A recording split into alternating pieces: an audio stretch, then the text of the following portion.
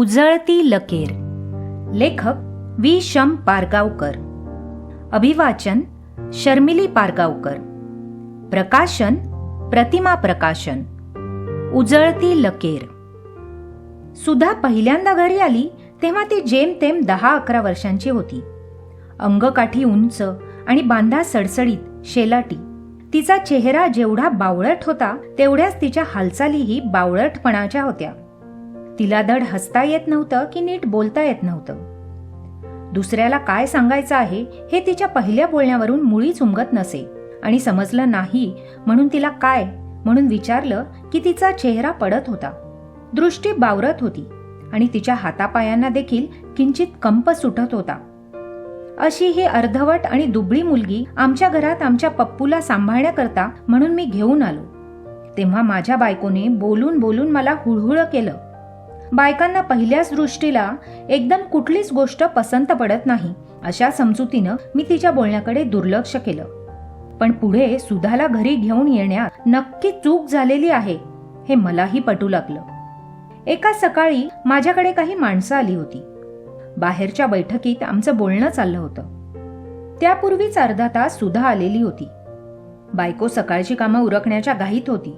सुधा आणि पप्पू मधल्या घरात खेळत असल्याची चाहूल मधून मधून येत होती. काही वेळ त्यांचं बरं चाललेलं होतं. आमच्या बोलण्यालाही रंग आलेला होता. तेवढ्यात आत काहीतरी पडल्याचा आवाज आला आणि पप्पू जोरात रडू लागला. नंतर सुधा त्याला समजावीत असल्याचा आवाज आला, परंतु पप्पूचं रडणं थांबेना. मी थोडासा अस्वस्थ झालो. नकळत माझ्या अस्वस्थपणाचा बैठकीतील लोकांवरही परिणाम झाला आणि प्रत्येक जण आपलं बोलणं विसरून खोलीतील दरवाजाच्या पडद्याकडे बघू लागला. एका दडपणाची भावना तिथं पसरली. खरं म्हणजे घरात लहान मूल रडणं ही अत्यंत स्वाभाविक गोष्ट आहे आणि त्याची समजूत घालणं ही तितकंच स्वाभाविक आहे. परंतु त्या रडण्यात आणि समजावण्यात स्वाभाविकपणा वाटत नव्हता. सुधाचं पप्पूला समजावणं सुशिक्षित घरातील वातावरणात शोभण्यासारखं नव्हतं. तिच्या वेड्या वाकड्या शब्दातून तिने केलेले हावभाव देखील आमच्या दृष्टीसमोर कोरले जात होते. तिचं उगी उगी म्हणणं, जीभ टाळूला लावून चुटक्या वाजवल्यासारखं तोंडातून आवाज काढणं आणि मोठमोठ्यानं वेडे वाकडे हेल काढून पप्पूची समजूत घालणं, हाच आवाज मधल्या घरात इतका दडस झाला की त्यापुढे पप्पूचं रडणं देखील हरवून गेलं. पप्पूचं रडणं बरं, पण त्या मुलीचं समजावणं नको असं वाटू लागलं.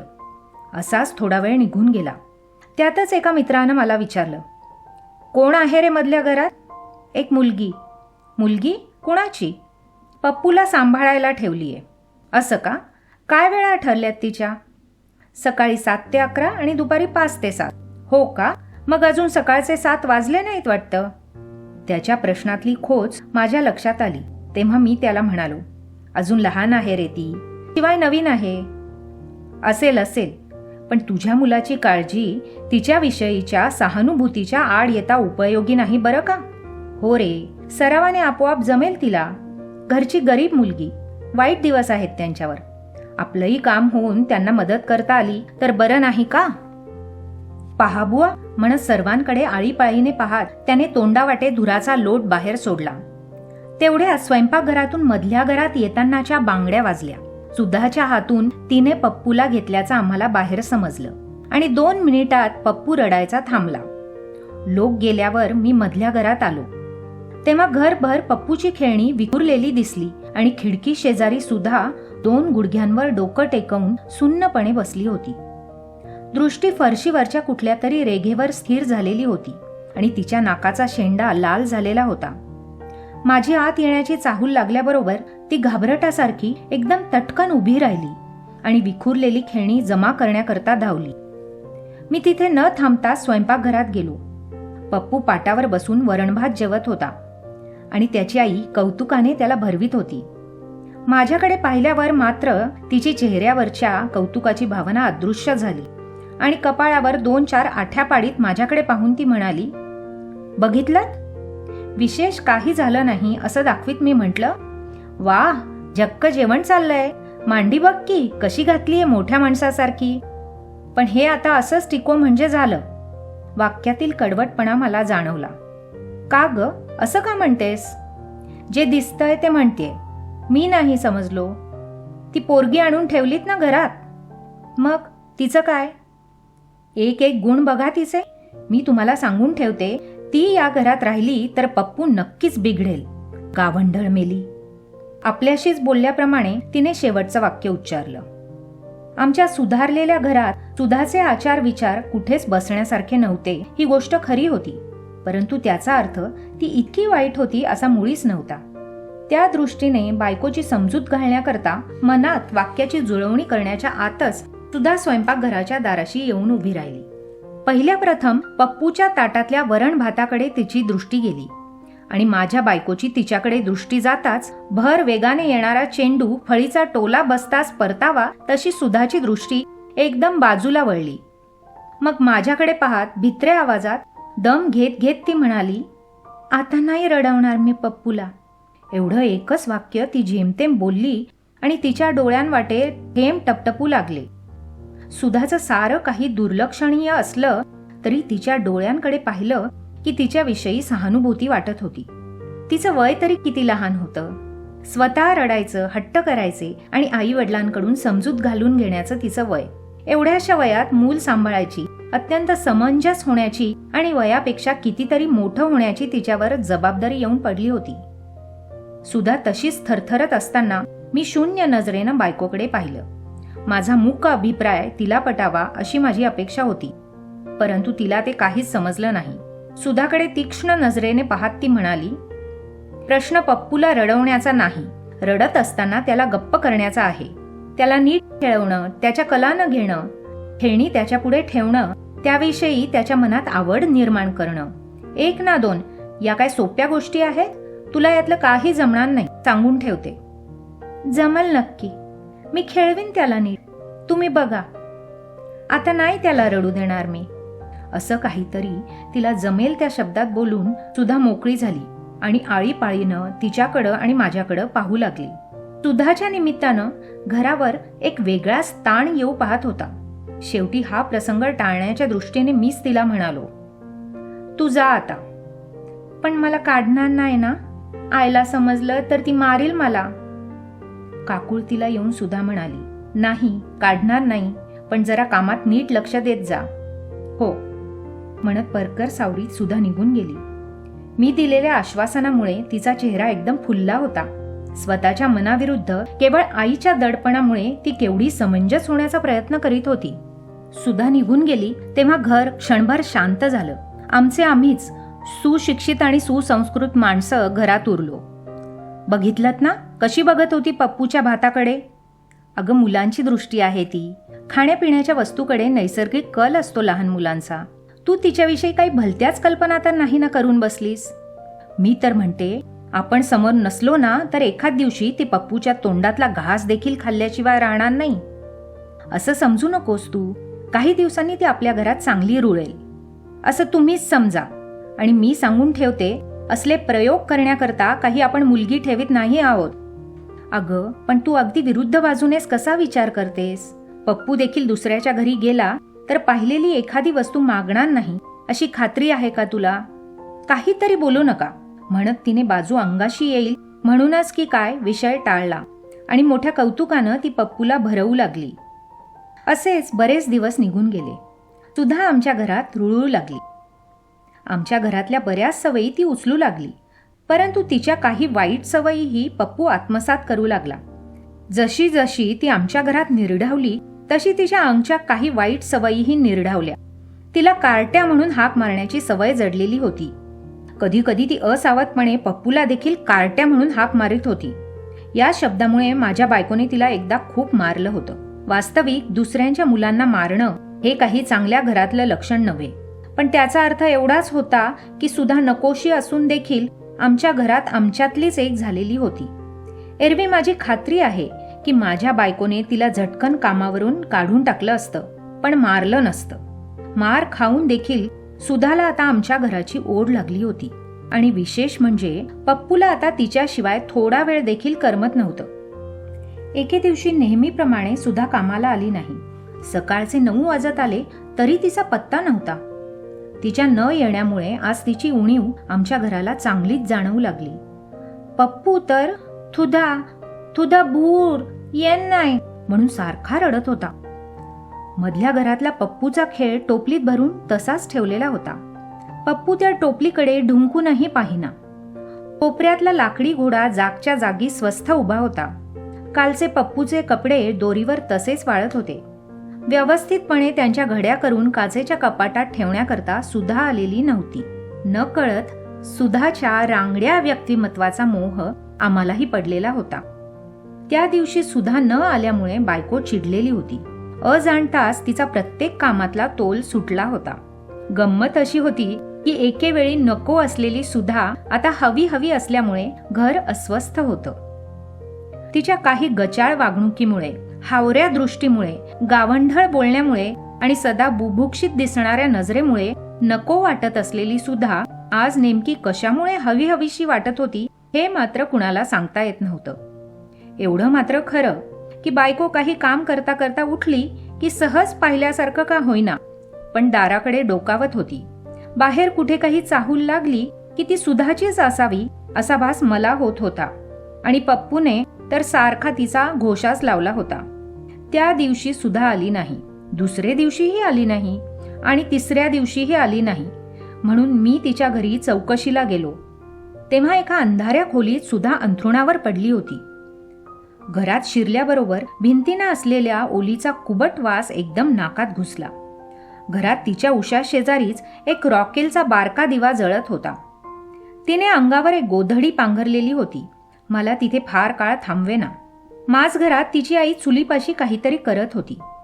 माझी चाहूल लागल्याबरोबर तिने डोकावून बाहेर बघितले आणि मला पाहिल्याबरोबर लगबगीने बाहेर येत ती अत्यंत अजिजीच्या स्वरात म्हणाली, आपल्याकडं निरोप सांगायला यावं पण तिसरं माणूस नाही. असू द्या. पुढे काही म्हणण्यापूर्वीच सुधाची आई म्हणाली, 3 दिवस ताप आहे पण आज जरा कमी आहे. औषध वगैरे दिलं का? मी अर्धवट सुधाच्या आईकडे आणि अर्धवट सुधाकडे बघत म्हटलं. पण माझ्या प्रश्नावर सुधाची आई बरीच घुटमळली. त्यावरून काय समजायचं ते मी समजलो. शेवटी थोड्या वेळाने ती म्हणाली, काढा दिलाय, आता गवती चहा देते. खिशातून 5 रुपयांची नोट काढून मी सुधाच्या आईजवळ दिली आणि तिची काळजी घ्यायला सांगून मी परतलो. मी वळतानाच सुधाची आई म्हणाली, सारखी पप्पूची आठवण काढतीया. झोपेत आणि तापात तेच सारखं बरळत असती. सुधाच्या आईचे वाक्य जीवाशी कुठेतरी खोल जाऊन बसलं. आमच्या घराची छाप अशा रीतीने सुधाच्या मनावर दृढ झाल्याची जाणीव घेऊन मी घरी परतलो. बरी होऊन सुधा कामावर आली तेव्हा अगोदर पप्पूने तिला घट्ट मिठी मारली. पप्पू आता बराच दांडगा झाला होता. आजारातून उठल्यामुळे पप्पूची झडप तिला पेलली नाही आणि पप्पू सकट ती कोलमडली. त्यामुळे पप्पूच्या डोक्याला मार लागला आणि तिच्याही कोपराला भिंत खरचटली. सुधा आमच्या घरात जसजशी मोठी होऊ लागली तस तसा तिचा परकर व पोलकं तिला शोभेनासं झालं. आता पप्पूला सांभाळण्या व्यतिरिक्त ती घरातलीही बरीच कामं करू लागली होती. बायकोला तिची जवळजवळ अर्धी अधिक मदत होत होती. बायकोच्या मनात तिच्याविषयी आता वेगळीच माया निर्माण होऊ लागली होती.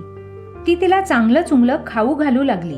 पुढे पुढे तर हीन घरातली अशिक्षित मुलगी आमच्या घरात एवढी समरसली की तिचे उच्चार आणि हावभाव सोडल्यास ती एखाद्या सुशिक्षित मुलीसारखी दिसू लागली.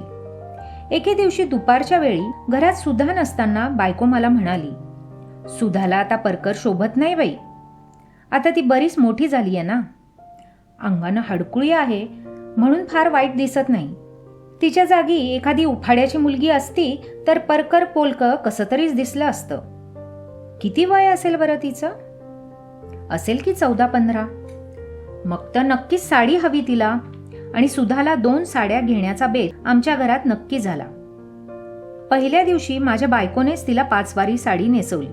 तिला स्वतःला ती नेसताही येत नव्हती आणि तिला ती शोभतही नव्हती. गरिबीत जन्म घेतलेल्या व्यक्तीच्या शरीरा मनावर एक विचित्र ठसा उमटलेला दिसतो. तसा ठसा सुधाच्याही चेहऱ्यावर आणि सर्व अंगलटीवर उमटलेला दिसत होता. एखाद्या उंच काठीला रंगीत फडकं गुंडाळावं तशी ती दिसत होती. परंतु तिच्या चेहऱ्यावरील भाव त्यावेळी विलक्षण उजळले होते. तिचा चौकोनी हडकुळा चेहरा, अरुंद कपाळ, पातळ आणि भुरटे केस आणि खोल गेलेले तेजहीन डोळे आतून उफाळणाऱ्या नैसर्गिक आनंदामुळे चकाकत होते. परंतु तिचा त्यावेळेचा भरघोस आनंदही आमच्या घरात चपखल बसत नव्हता. त्या 2 घरातील खुशीच्या, आनंद व्यक्त करण्याच्या कल्पना देखील भिन्न होत्या. त्यामधील तफावत जाणवल्याशिवाय राहत नव्हती. पुढे पुढे सुद्धा थोडी थोडी आमच्या घरात रुळू लागली. आमच्यासारखी भाषा बोलण्याचा प्रयत्न करू लागली. स्वाभाविकपणे व्यक्त होण्याच्या हावभावांवर आमच्या सभ्यतेचा मुलामा चढवण्याची धडपड करू लागली. परंतु या धडपडीमुळे ती अधिकच केविलवाणी दिसत होती. एके दिवशी बायको बाजारातून घरी आली आणि पिशवीतून पाटी, पेन्सिल आणि प्रायमरचं पुस्तक बाहेर काढीत म्हणाली, "हे सुधाला, आता तिला तू लिहिणं वाचणं शिकवणार आहेस? काय हरकत आहे? हल्ली खालच्या लोकांना देखील लिहिता वाचता येणं आवश्यक आहे." मानेच्या गमतीदार हालचाली करीत लिहिण्या वाचण्याचं महत्त्व मला तिनं पटवून दिलं. त्यानंतर सुधाचा अभ्यास घेणं ही आमच्या घरातली एक महत्त्वाची बाब होऊन बसली. परंतु एवढा खटाटोप करूनही सुधाला अक्षर ओळखही होऊ शकली नाही. पाटीवर लिहिताना तिचे हात थरथर कापत होते आणि वाचन तर तिला जमतच नव्हतं. एवढ्या गोष्टी सोडल्या तर सुधा आता आमच्या घरात सराईतपणे वावरत होती. पातळ तर ती आता उत्तम नेसायला शिकली होती. स्वयंपाकातल्या काही प्राथमिक गोष्टी ती उत्तम करत होती. स्वच्छतेची तिला सवय जडू लागली होती. पप्पूला सांभाळण्याकरता नोकरीला ठेवलेली ती मुलगी अशा रीतीने आता इतरांना आमच्याच घरची वाटू लागली होती. असे बरेच दिवस निघून गेले आणि एके दिवशी पुन्हा सुद्धा गैरहजर राहिली. चांगली 4-5 दिवस ती आली नाही. पुन्हा ती आजारी पडली की काय म्हणून पाहण्याकरता मी तिच्या घरी जायला निघालो. तेवढ्यात तिची आई जिना चढून वर येताना दिसली. "का, सुधाला बरं नाही की काय?" काळजीच्या सुरात मी विचारलं. "चांगली हाय की, मग आली नाही अलीकडे?" "आता नाही येणार ती कामाला, सांगायलाच आली आम्ही." "का, दुसरीकडे काम मिळालं वाटतं?" माझ्या बायकोने खोचक सुरात विचारलं. "लगीन जमलं तिचं." "हो का?" आनंद होऊन मी विचारलं. आणि सुधा आपल्यातून गेली याची हुरहुरी एकीकडे दाटून आली. सुधाची आई निघून गेली आणि आमचं घर सुन्न झालं. पप्पू सुधाची आठवण काढून रडू लागला आणि घरातली कामं करताना बायकोलाही हर घडी सुधाची आठवण होऊ लागली. एकदा अशीच सुधाच्या आठवणीने व्याकुळ होऊन ती म्हणाली, "पोरटी नुसती एकदा भेटून देखील गेली नाही. शेवटी ही माणसं अशीच. नसेल जमलं, येईल कधीतरी." मी तिच्या समाधानार्थ म्हणालो. "नवरा तरी दाखवायला नको होता का आपल्याला तिनं? जसं काही आपण तिचे कोणीच नाहीत असं वागली. नवरा काय दाखवायचा? ती का सुशिक्षित घरातील पोर आहे? कदाचित नवऱ्याने परवानगी देखील दिली नसेल आपल्याकडे येण्याची." तर हे बोलणं एवढ्यावरच थांबलं.